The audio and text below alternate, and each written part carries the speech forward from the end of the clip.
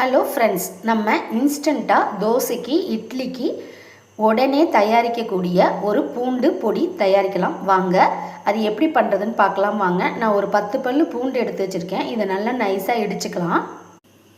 பூண்டை நல்லா தட்டி எடுத்துக்கிட்டேன். இதில் 2 ஸ்பூன் மிளகாய்த்தூள் சேர்த்துக்கலாம்.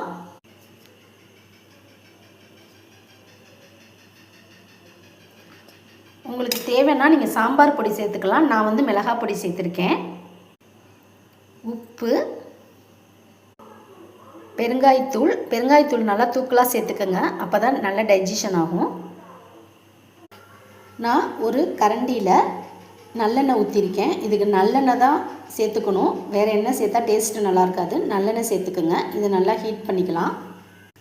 எண்ணெய் நல்லா காஞ்சிருச்சு. அடுப்பை ஆஃப் பண்ணிவிட்டு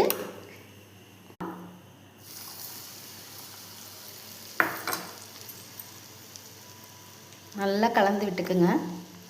அவ்வளோதாங்க, ரெடி ஆயிடுச்சு. இதுக்கு 10 தோசை 10 இட்லி கூட சாப்பிட்லாம். நீங்களும் உங்கள் வீட்டில் ட்ரை பண்ணி பாருங்கள். பாய்.